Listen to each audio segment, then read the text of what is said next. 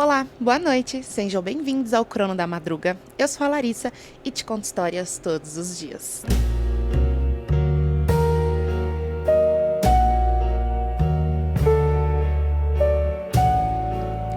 Para apoiar as nossas histórias, se inscreva aqui no canal ou no podcast, deixa um like e se você quiser enviar suas histórias, o link está na descrição. Hoje nós vamos ler uma creepypasta diretamente do Reddit, que é uma comunidade muito grande por muitos autores que amam o terror. A creepypasta de hoje é do user chamado Gamal Frank. Lembrando que essa história ela foi escrita em inglês e a tradução foi feita diretamente pelo próprio Reddit. Então pode ser que eu pontue aqui algumas coisas que possam não fazer sentido, mas vocês vão compreender. E eu vou dando também minha opinião no meio do nosso relato. Vou colocar aqui o meu óculos. E a história de hoje se chama: Por 20 anos, minha mãe teve uma regra. Não pergunte aonde seus irmãos mais novos vão. No leito de morte, ela finalmente me contou. Não sei por que tô escrevendo isso.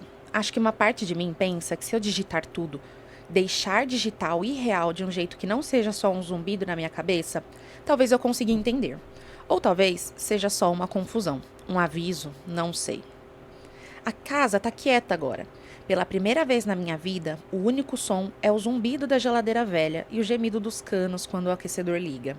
Por 28 anos, sempre teve outro som. A respiração ofegante da minha mãe, a tosse constante e molhada que pontuava cada conversa, e o chiado baixo do tanque de oxigênio dela. Esse som era a trilha sonora da minha vida. Acabou agora. Ela se foi. E o silêncio é muito mais alto que o barulho jamais foi. Inclusive, eu acho isso bem específico. Eu acabei de assistir um filme no cinema que, inclusive, foi indicado ao Oscar. E ele dizia a mesma coisa, como o silêncio, ele é ensurdecedor. E eu acho que isso tem muitas vertentes. Eu moro na casa em que cresci. Uma caixa de 2 andares com a tinta descascando. Numa rua de outras caixas descascando. Essa cidade inteira está descascando. É um fantasma da Rust Belt, um lugar que a indústria construiu e depois abandonou, deixando para trás esqueletos de fábricas e pessoas sem ter para onde ir. Eu trabalho em uma das poucas fábricas que ainda estão funcionando, fazendo o mesmo trabalho que meu pai fazia, carimbando peças de metal para máquinas que eu nunca vou ter. É um ritmo sem sentido, ensurdecedor, que come 8, às vezes 10 horas do meu dia. Paga o suficiente para manter as luzes acesas e comprar os maços de cigarro da minha mãe. As mesmas coisas que estavam matando ela. Meu pai foi embora quando eu era criança. Essa foi a história oficial. Um bilhete na mesa da cozinha, uma mala subida do armário. Eu não me lembro dele de verdade. Tenho flashes e impressões. O arranhar da barba no meu rosto, o cheiro de graxa e pós-barba barato. Uma voz grave cantando uma música que não consigo identificar. Mas ele é um fantasma. Um buraco da minha vida que minha mãe tapou com histórias fajutas. A questão é que a gente nunca esteve realmente sozinho. Sempre teve os irmãozinhos. Aqui eu já tô sentindo que tá ficando um clima meio tenso. Eles apareciam à noite. Ué. A mãe entrava no meu quarto, com a mão no ombro de uma criança magra, com uma aparência nervosa, geralmente alguns anos mais novos que eu na época. Todos tinham a mesma cara, cabelo desgrenhado, jeans surrados, uma fome desconfiada nos olhos. Esse aqui passou por maus bocados, ela sussurrava. A fumaça do cigarro dela se enrolando em volta da cabeça dela como uma aurélia de veneno. Ele fugiu de casa sem ter para onde ir. Ele pode ficar com a gente um pouco. Você vai ser o irmão mais velho dele, tá bom? Mostre para ele como as coisas funcionam. E eu mostrava. Por uma semana, talvez um pouco mais, eu tinha um irmão. O primeiro, lembro que o nome dele era... Não, vamos chamá-lo de O Primeiro. Ele era quieto, mas adorava meus videogames. A gente ficava acordado até tarde. O brilho da tela da TV pintando nossos rostos. Um saco de salgadinhos entre nós. Eu ensinava para ele os movimentos secretos, os códigos de trapaça. Ele dormia na beliche de solteiro e no escuro eu ouvia ele respirando, uma presença pequena e inconstante no quarto. Era legal não ser a única criança na casa. Aí uma manhã eu acordava e a beliche estava vazia. Os lençóis estavam bem dobrados, a mochila surrada dele tinha sumido. A primeira vez que aconteceu, eu entrei em pânico. Corri escada abaixo, pensando que ele tinha fugido de novo. Minha mãe estava na mesa da cozinha, fumando, olhando para a manhã cinzenta. Onde ele tá? Eu perguntei com a voz tensa. Ela tragou fundo, soltando a fumaça em uma nuvem lenta e cansada. Seu pai veio buscar ele à noite, ela dizia, sem olhar nos meus olhos. Ele vai ajudar seu pai agora. Eles têm um trabalho importante a fazer. Eu tinha 7 anos. Fazia um sentido estranho. Meu pai fantasma era um salvador de meninos perdidos. Eles os levava para um lugar melhor, uma oficina secreta, onde eles faziam coisas importantes de homem. Eu senti orgulho de certa forma, eu estava ajudando. Eu era o primeiro passo na salvação deles. Teve tantos deles ao longo dos anos, talvez uma dúzia. Aquele que conseguia desenhar histórias em quadrinhos de super-heróis incríveis em pedaço de papel. Aquele que era um gênio em desmontar e consertar as coisas. Ele fez nossa torradeira funcionar de novo. Aquele que quase não falava, mas me seguia como uma sombra. Cada vez era a mesma rotina. Uma semana de irmandade, de compartilhar meu pequeno mundo. E então, uma cama vazia pela manhã e a mesma explicação, quieta e esfumaçada. Quando eu fui crescendo, a história começou a parecer fraca. Quando eu era adolescente, eu sabia que era mentira. Meu pai não ia voltar. Ele não estava administrando uma casa de passagem secreta para fugitivos. Mas eu nunca forcei a barra. Questionar minha mãe era como empurrar uma parede que você sabia que estava segurando uma enchente. Havia uma fragilidade nela, um terror profundo e persistente, por trás do véu de fumaça e cinismo. Então eu entrei na onda. Eu era o irmão mais velho por uma semana, e então eu estava sozinho de novo. O último irmãozinho veio quando eu tinha 16 anos. Nessa época, a tosse da mamãe estava pior. As mãos dela tremiam. A criança era mais durona do que as outras, mais espertas nas ruas. Ele fazia muitas perguntas. Ele queria saber sobre o porão. O que tem lá embaixo? Ele perguntou uma noite, apontando para a porta da cozinha. Só um depósito e um quarto trancado, eu disse. Tranqueira. O que tem no quarto trancado? Eu congelei. Tinha um quarto no porão que sempre ficava trancado. Uma porta de madeira pesada e maciça com uma fechadura. A mamãe sempre dizia que a chave tinha se perdido há muito tempo, que estava cheia de produtos químicos velhos do hobby do meu avô, perigoso demais para abrir. Não sei, eu disse a ele. Ninguém entra lá há anos. Ele me olhou com um olhar aguçado e avaliador. Tá com um cheiro estranho. Acho que o cheiro vem desse porão. Ele estava certo. Um cheiro doce e enjoativo, como flores podres e carne velha. Às vezes vinha debaixo da porta. A gente só se acostumou com isso, o cheiro de uma casa velha. 2 dias depois, ele tinha ido embora. E não teve mais nenhum depois dele. Os anos se passaram, a cidade enferrujou um pouco mais. Eu me formei, consegui um emprego na fábrica. Minha vida se estreitou até ser apenas a fábrica. Essa casa e ela. O mundo dela encolheu para a sala de jantar, depois para a cama de cuidados paliativos que eles montaram perto da janela. O câncer de pulmão era um parasita, comendo ela por dentro. Quando ela piorou, a mente dela começou a ir. Não o tempo todo, mas em flashes. As paredes cuidadosamente construídas da realidade dela começaram a desmoronar. A mentira sobre meu pai e os irmãozinhos foi uma das primeiras coisas a mostrar rachaduras.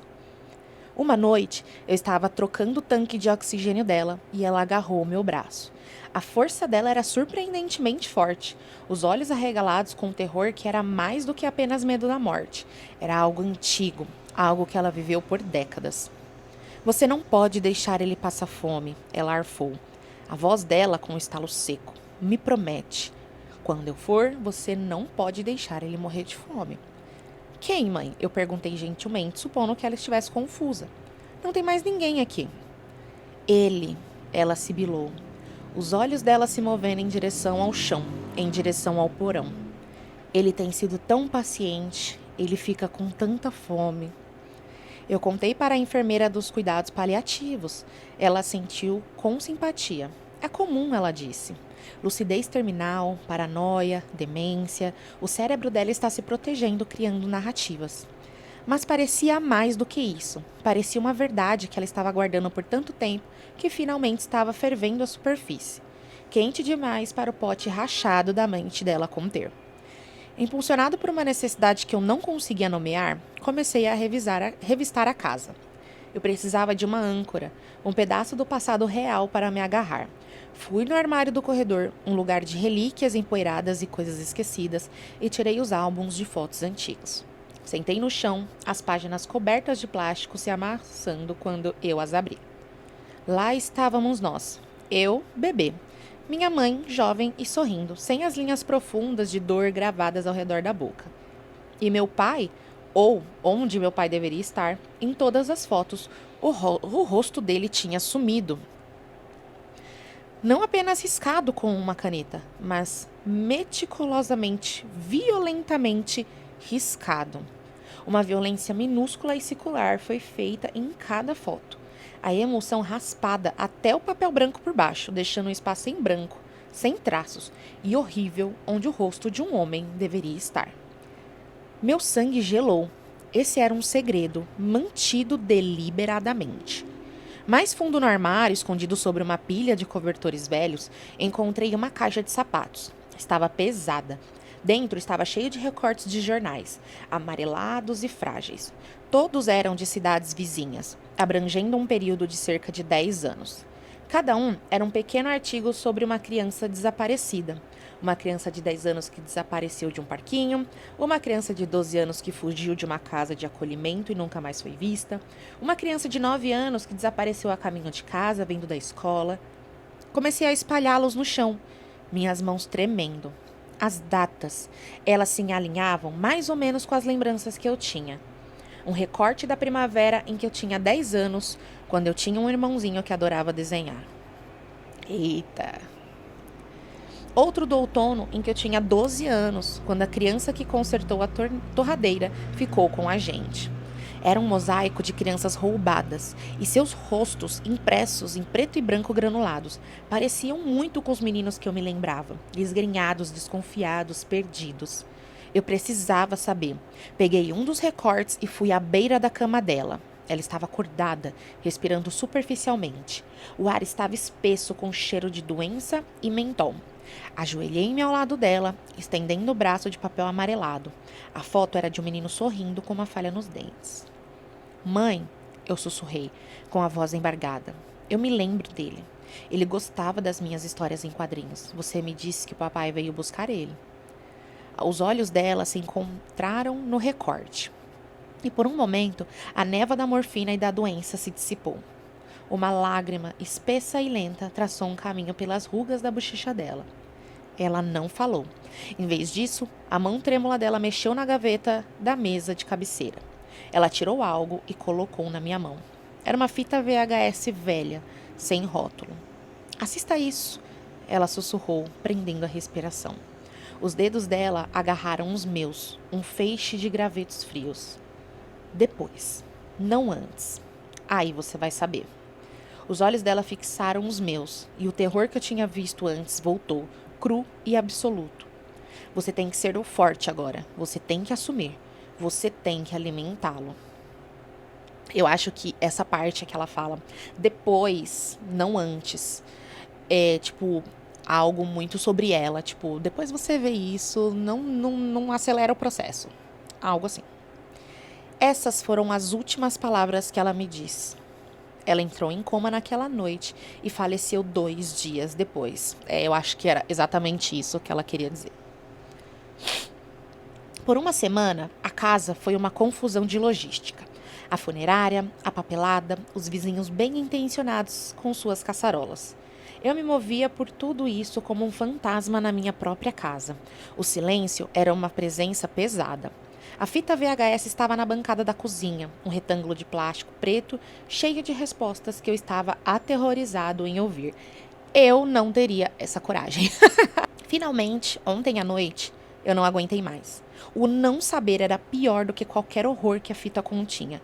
Eu precisava saber o que estava herdando. Tirei o velho videocassete do armário, um gigante empoeirado de outra época, e o conectei à pequena TV na sala de estar. Minhas mãos tremiam quando eu coloquei a fita.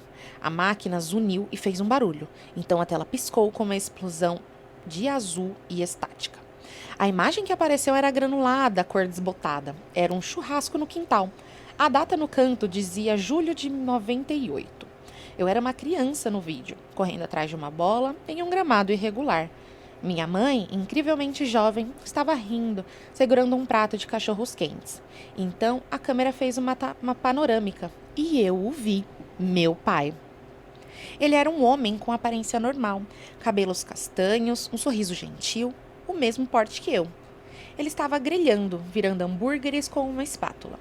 Mas algo estava errado. A cada poucos segundos, ele se virava e coçava a omoplata, que eu não sei o que significa. Um movimento estranho e doloroso. Ele fazia uma careta, então forçava um sorriso quando via a câmera nele. A cena cortou.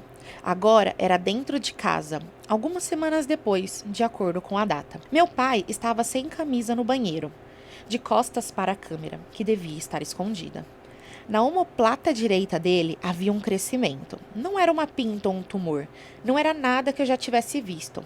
Era escuro, quase roxo, e tinha uma textura estranha e convoluta, com um pedaço de coral ou casca enrugada. Mesmo na baixa resolução do vídeo, eu conseguia ver uma pulsação fraca e rítmica dele. Corte de novo. O crescimento estava maior agora, do tamanho de um punho. Ele tinha se espalhado, ramificações do mesmo tecido escuro e com veias se espalhando pelas costas dele. A voz da minha mãe, mais jovem, mais tensa de pânico, era audível por trás da câmera, falando com alguém ao telefone. Os médicos não sabem o que é. Eles fizeram uma biópsia, mas a amostra eles disseram que era tecido inerte, mas continua crescendo. Não é canceroso.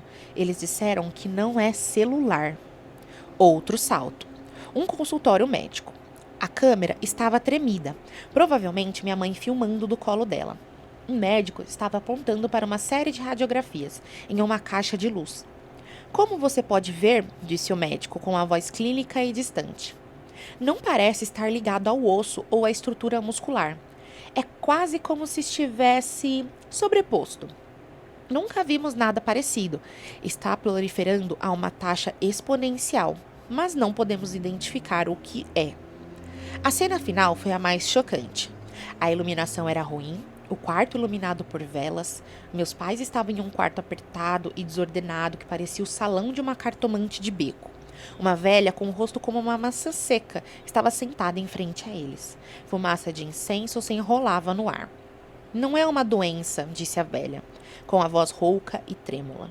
É uma semente, uma passageira. Caiu de uma estrela fria e encontrou um lugar quente para enraizar. Come, cresce. É só isso que ela sabe. Você pode remover? Meu pai perguntou com a voz rouca de desespero. A velha balançou a cabeça lentamente. Removê-la é matar você. Ela faz parte de você agora. Suas raízes estão no seu sangue, no seu coração. Ela vai consumi-lo e quando terminar com você, ela continuará crescendo. Ela vai consumir tudo. E o que podemos fazer? Implorou a voz da minha mãe. Sua fome pode ser saciada, disse a mística, seus olhos escuros brilhando à luz das velas. Negociada, ela precisa de vida. Não a vida a qual está ligada, mas uma nova vida. Pequenas ofertas. E isso vai retardar o crescimento, vai mantê-la dormente. Você alimenta um ou ela vai se alimentar de muitos. O vídeo cortou para estática, mas o áudio continuou. Era a voz da minha mãe, mais velha agora, gravada sobre a estática. Uma narração, uma confissão. Ele não faria isso, ela disse com a voz fria e morta, a voz que eu conhecia a vida toda. Seu pai, ele era um bom homem. Ele disse que preferia morrer. E ele morreu. O crescimento tomou conta dele. Não apenas o cobriu, mas o absorveu, o mudou. Mas ainda era ele lá dentro, em algum lugar. E ainda estava com fome. Continuou crescendo. Teria preenchido a casa, a rua, a cidade. A velha estava certa. Então eu fiz uma escolha. Eu coloquei no porão e tranquei a porta. E eu o alimentei. Eu escolhi. Eu olhei para a mesa de cabeceira onde ela tinha falecido. A chave ainda estava lá. aonde ela tinha deixado uma única chave antiga, de latão, manchada pela idade e pelo uso.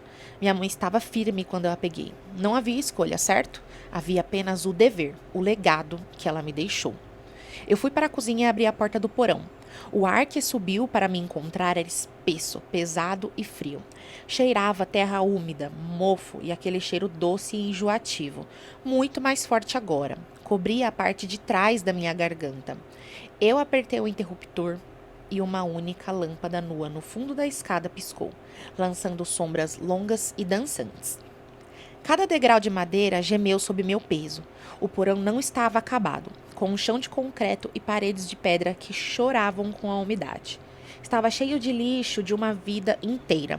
Móveis velhos sob lençóis brancos, como fantasmas adormecidos. Caixas de pertences esquecidos. Meus brinquedos antigos. Mas eu só tinha olhos para a porta no fundo da sala. Era como eu me lembrava, mas pior. A madeira era escura e manchada, deformada pela umidade. Um mofo estranho e escuro saía das bordas da moldura.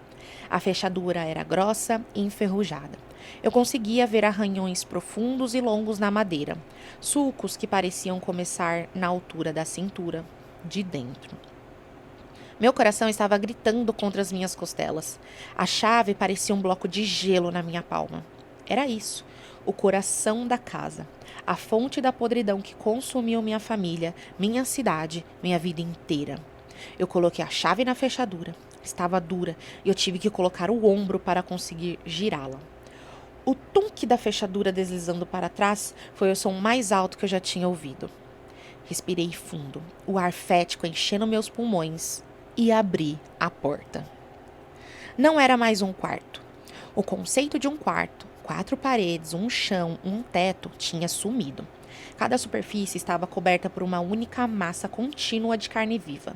Era uma membrana pulsante, cheia de veias, da cor de uma contusão profunda, brilhando molhada na luz fraca da lâmpada nua do porão principal.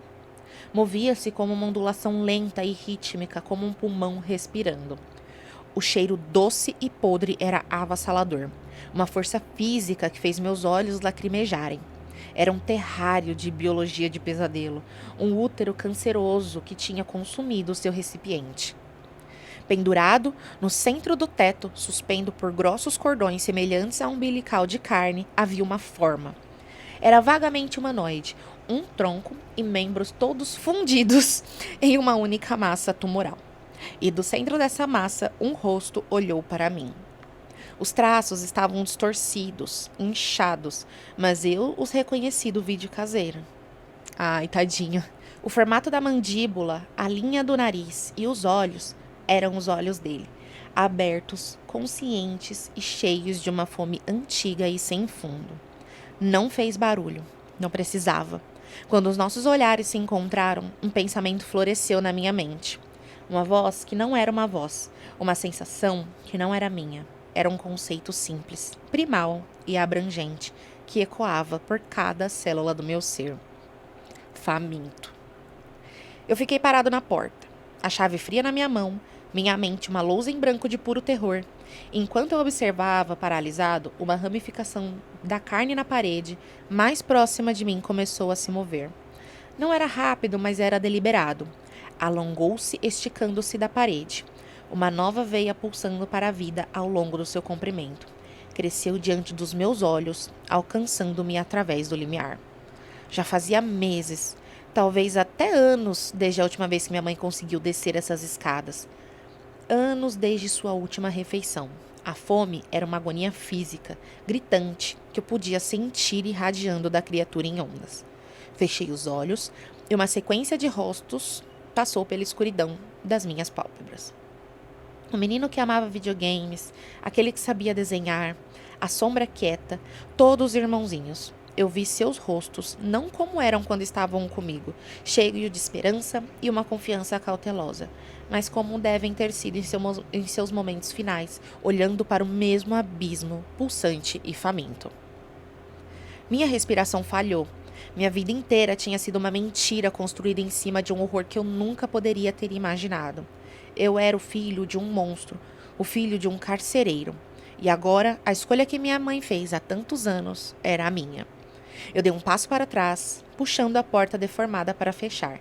A ramificação de carne bateu na madeira do outro lado, um som molhado e insistente. Eu girei a chave e a fechadura disparou para casa como uma rachadura ensurdecedora de finalidade. Subi as escadas pela cozinha e pela porta da frente da casa, silenciosa e podre. Eu não olhei para trás. O ar da noite da minha cidade moribunda parecia fresco no meu rosto. Os postes de luz lançavam longas listras laranja na calça rachada.